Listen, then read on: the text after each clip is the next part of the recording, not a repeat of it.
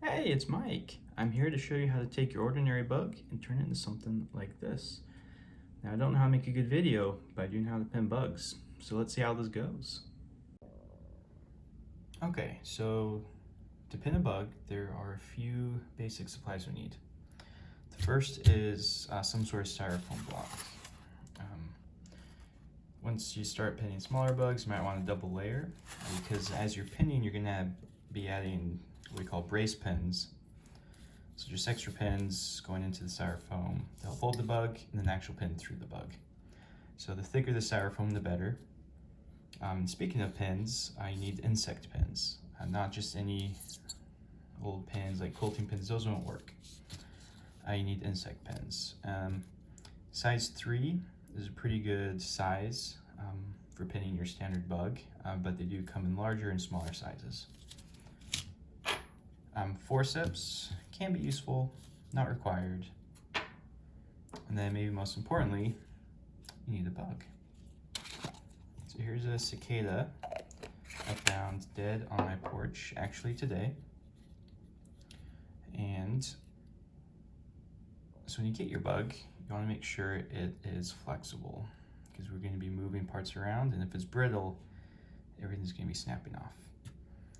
So while you're pinning, we're going to be holding the bugs a lot. I remember the first time I pinned a bug, I had a moment where I realized I was going to have to hold the bug, and up until that point, I'd avoided actually touching bugs, even though I'd been catching them my whole life. So it can be weird holding the bug. I mean, they aren't like made of glass. You can handle them. They're actually stronger than you might think, but they are small, they are bugs, they can't break.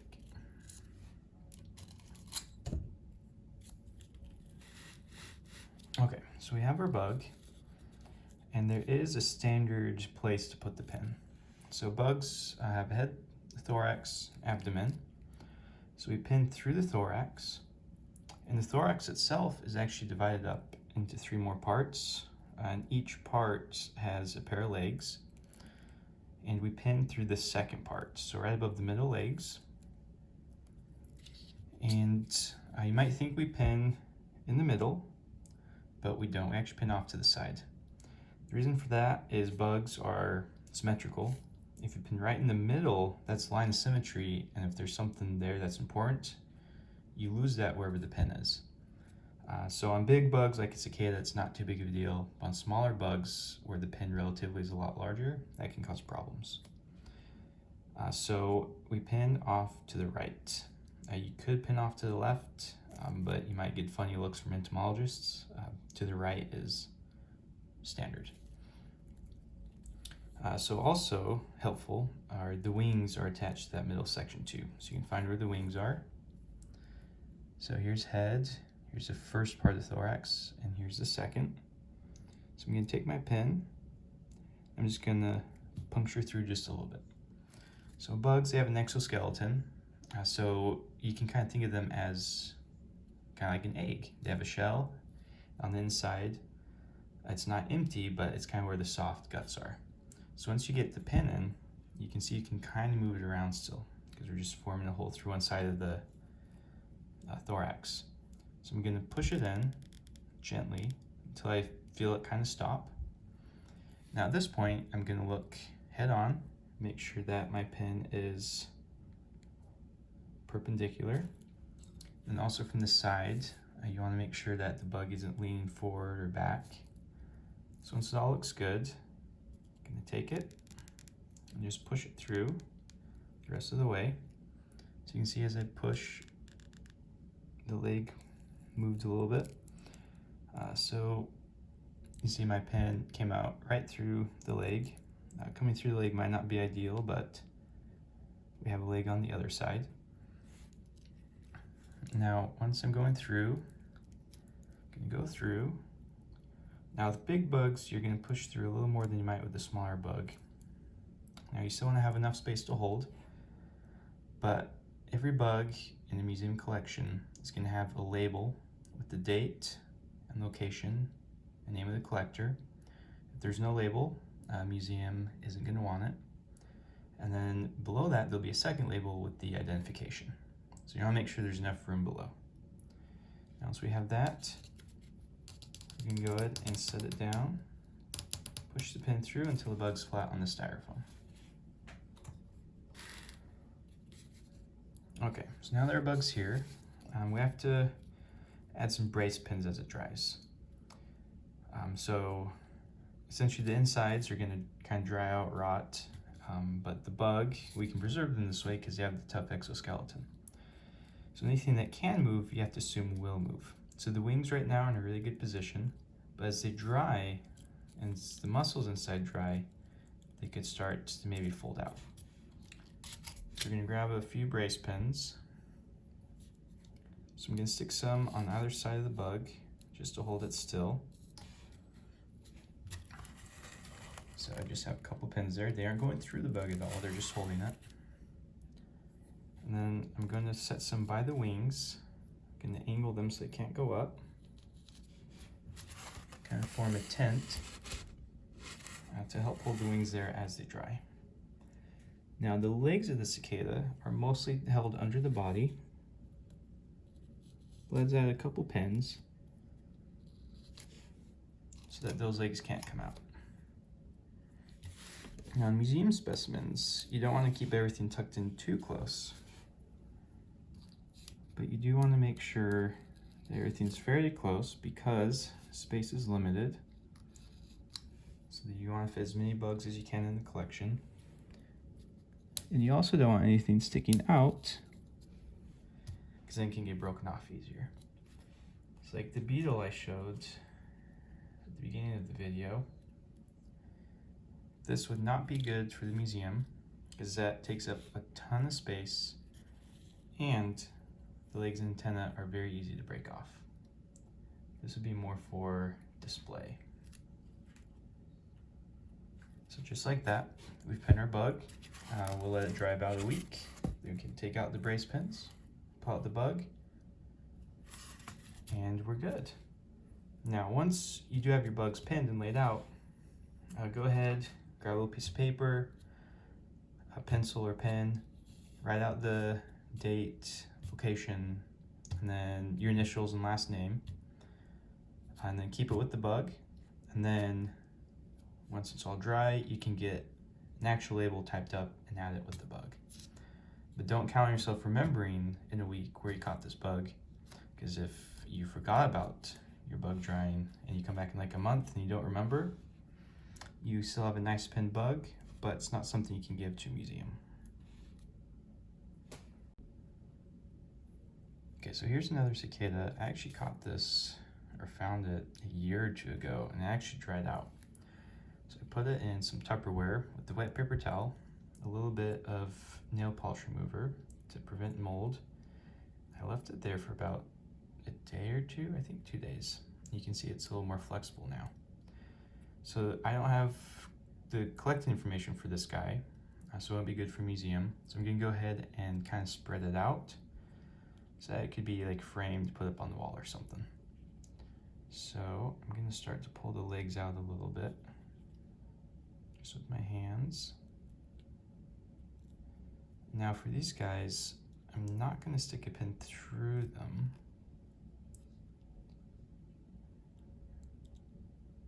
In this sort of situation, after you get it all displayed and it dries back out, you probably just glue it directly to whatever frame it's going in. All right, so we got the legs kind of out. Now the wings, just kind of make sure they'll move out. There might be like a little give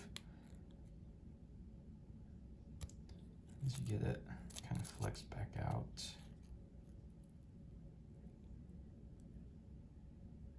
Okay, so now we see that everything's moving. Let's get the legs out. We're just gonna set it down next to our other cicada. I want you to scoot over so we have space for the wings. It's grabbing the styrofoam with its claws. Okay. So I'm gonna stick a couple pins in. Now these are gonna be temporary to hold it because because they'll be blocking the wings, but I want to get the legs kind of fixed first.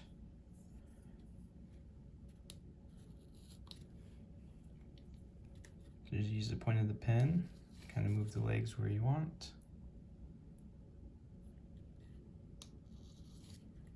Brace them on both sides. Now these legs I'm going to try to come in at a really shallow angle so I can get the wings over them.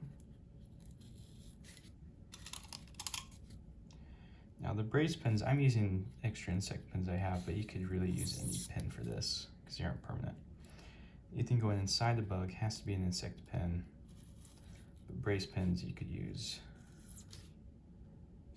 what you use for sewing or quilting or whatever. Doesn't matter.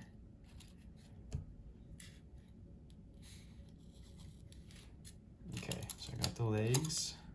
Let's grab a few pins. Let's pull the wings out gently.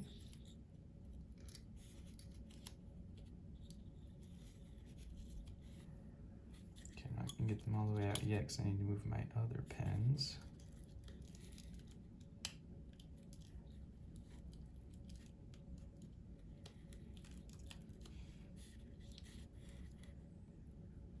So I'm gonna get some pins holding the abdomen down so that I can pull against that to get the other wings out. Let's move these pins up by the head. Now it's starting to lift up a little bit. Now don't worry, use as many pins as you want to brace. We're gonna pull these out later when it's all dry.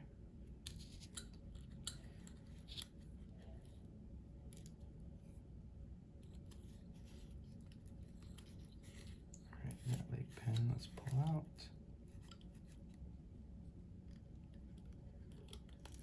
You just gotta find the right angles to hold those wings.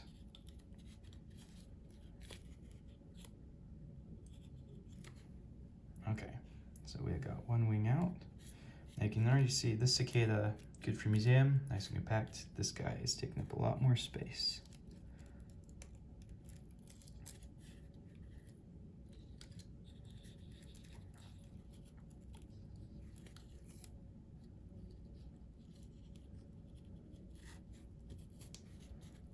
Okay, let's make sure they're more or less even.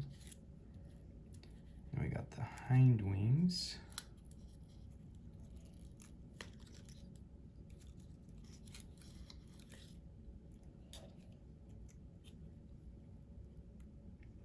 These are gonna be a little harder.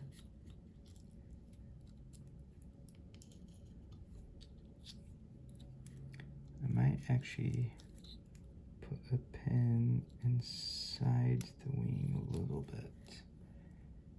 I don't like how that went. Okay, so I actually have a pin through part of the hind wing. I don't like sticking pins through the wing, but these ones are a little hard to get out and to keep out. So I'd rather have a small hole in the wing if I can get it out than not have the wing out. Now let's do the next one.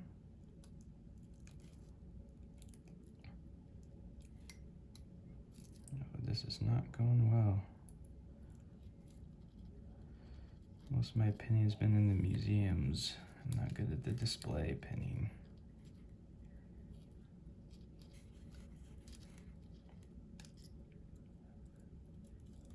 Hopefully this turns out at least decent looking, but you never know.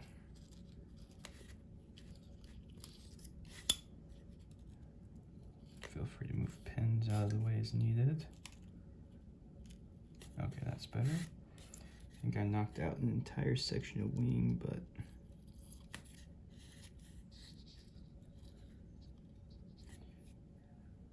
we only have happy little accidents, don't we? For the Bob Ross of insects. Okay, wings are out, legs are pretty good. I'm just gonna put a few more across the abdomen. Keep it nice and tight. And there we go. So there's those two. And now let's move on to the wasp. Okay, so here I have my tarantula hawk wasp. It's also dried out, rehydrated, so it's fairly flexible. One of the antennae did come off though, so we're just gonna glue it. I've never glued an antenna back on, so we'll see how that goes. So I just have a little tissue, pin it down so it doesn't fly away.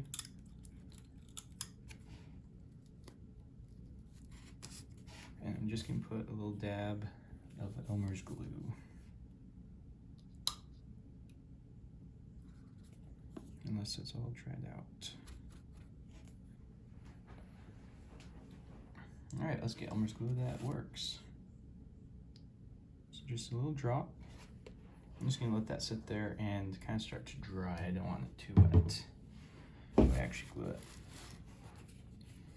So the wasp is dead, but there's still a stinger inside its body. So we're gonna be very careful still. So let's pull all the legs out. I can use a forceps a little more with this guy. The cicada is pretty blocky. The wasp, not so much. So a good place to hold a bug is the thorax. So not the head, not the abdomen. Thorax is where the bulk of the muscle is. It's a good support center for the bug. All right, so we're getting the legs out. This will be a little harder to get them out beforehand. All right. So we'll get some initial brace pins by the body. Also with the wasps, their bodies are a little, kind of have like this upward slope, so it's a little tricky to get them laid out initially. Once you get the abdomen out,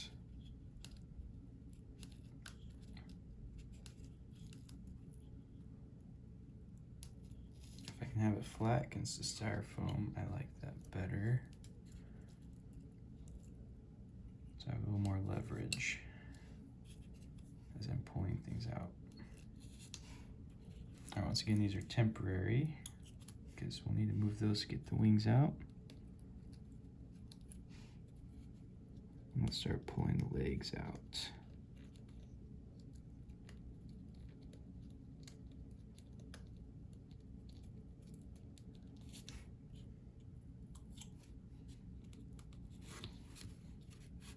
Make sure they're out, and then we'll make them pretty.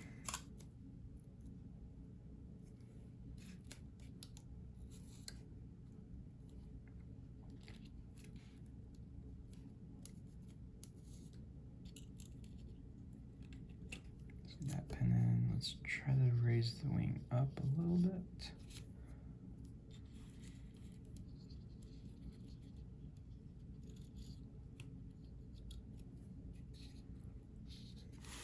Well, that didn't raise up very well, but what are you gonna do?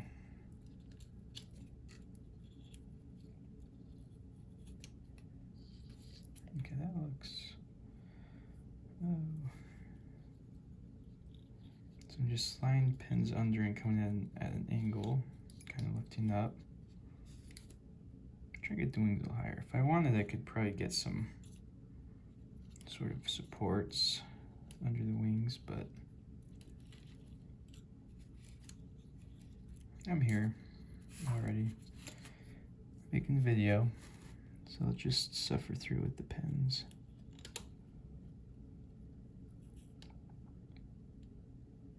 Anyway, now the fun part is to glue this antenna back on. I'm going to try to set this down where it's going to go and try to glue it in place so I don't need to move it too much.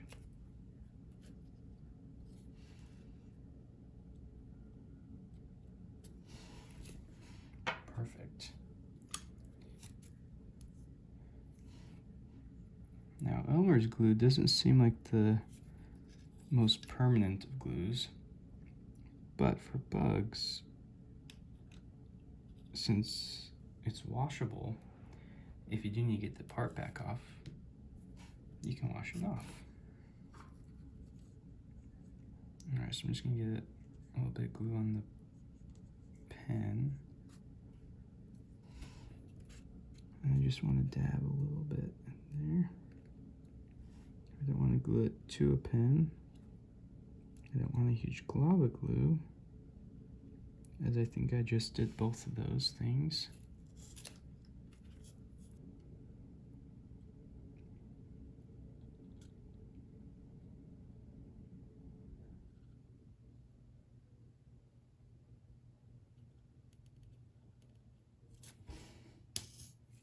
Okay. I think we actually got it. Nope, glued to that one too.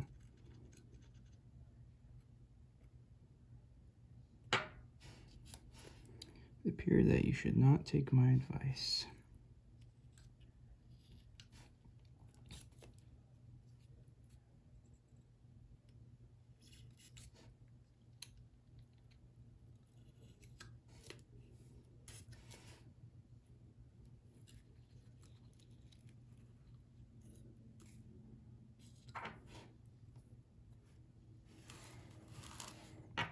All right, I think we're gonna call that good. Let's take a quick look. Could it be better? Of course. Actually, let's fix this back leg really quick.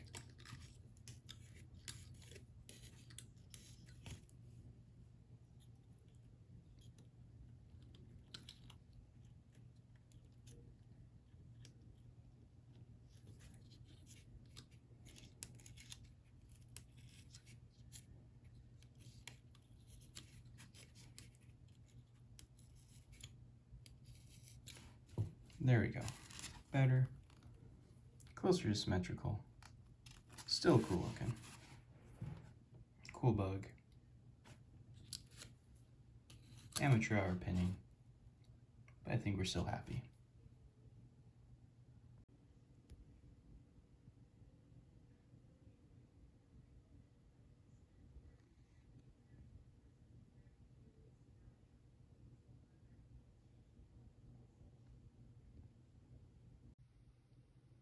Okay, so once we're all pinned, we need to give the bugs about, I'd say, a week to dry.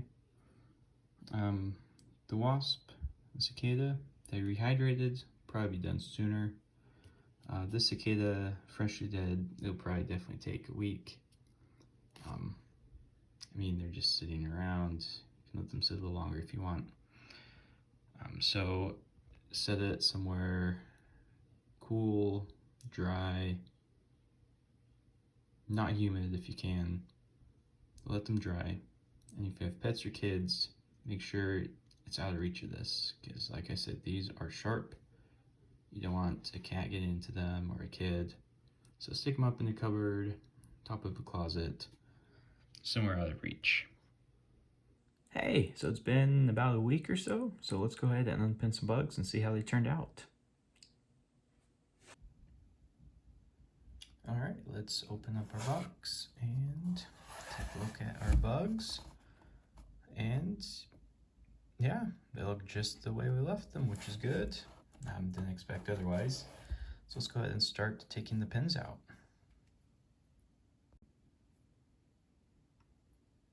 Okay, so here is our cicada that was spread out.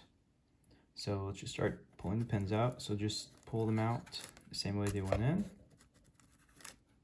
Stick them off to the side. This is a lot faster than pinning. Now as more and more pins come out, since we don't have a pin through the cicada, it's going to start to move a little more. So try to do all the pins around the legs first, and then get the pins that are around the body. All right, so Let's get the last few pins out. And now we can carefully pick it up and it's ready. So when we pinned the cicada, it was quite flexible. We can move the wings, we can move the legs. But as the insects are drying out, so we remember their exoskeleton is nice and hard, and you can essentially think of them as being hollow. That's where all their muscles and organs are. So as they dry out, all the internal tissues will dry out, and all the connective flexible tissues in between all the joints, that will also dry, and so it kind of locks everything into place. So that's how the bugs will hold their shape, but they're also now more fragile because that internal structure isn't there to hold it together. Like all their muscles have shriveled up, they've broken down. So if we were to start bumping the legs or the wings, stuff can fall off. So once they're dry, we want to be very careful. Try to always hold the body. Don't grab the legs or the wings because you'll probably break something off. But here we have our spread cicada, and I just knocked the wing right after I tell you not to do that. All right, now our other cicada, this has a pin in it. This was pinned according to museum standards, minus the label. So it was a slacker. So just pull the pins out. Now we can grab the top of the pin, pull it up, and here we go. The wings are staying in place. The legs are tucked under, but not pressed too close to the body. And this is ready to go into a collection. All right, this wasp, this will be fun to unpin. Oh boy. Okay, we have the wasp down to the last few pins. Let's pull those out. And the antenna that we glued back on looks like it's still intact. Now with wasps, I don't want to grab the abdomen because they have this narrow waist, so I don't want to break. But the wings are kind of in the way, so I'm going to grab some forceps to just slide under there.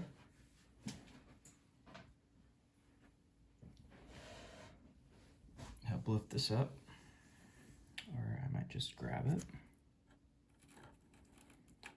So the thorax is a pretty sturdy part. That's where we pin it.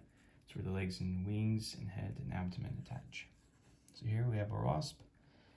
The wings are out, the antennae are out, the legs are out. All looks good.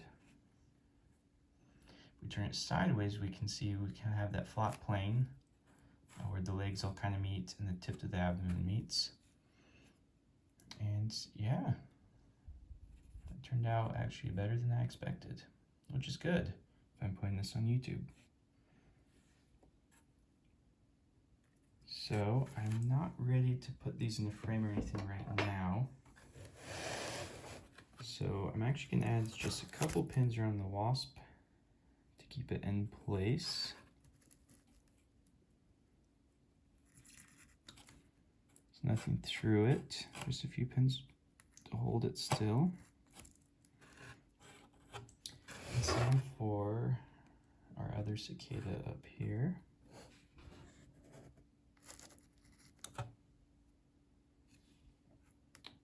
But our cicada with a pin through it is fine because it's on a pin. Alright, so those just help keep them in place as I move the box. Okay, so yeah, the bugs are pinned. Now they're ready to go into like a shadow box. So you can just pick one up from a hobby store or online. Make sure that it has some sort of depth to it. It's not just a picture frame, there's some space in there. You need space for the bug. So when you put that in, you can use a little dab of hot glue or Elmer's glue, something to hold it down. Now, on like the wasp, The only points of contact it really has with the styrofoam are its feet, the tip of the abdomen, and a little bit of the head. So when I do mount that, what I'm going to do is probably get a little piece of foam or something to kind of fill in the space between its thorax and the backing of the frame. The thorax, like I mentioned, it's kind of like the base, everything's attached to it.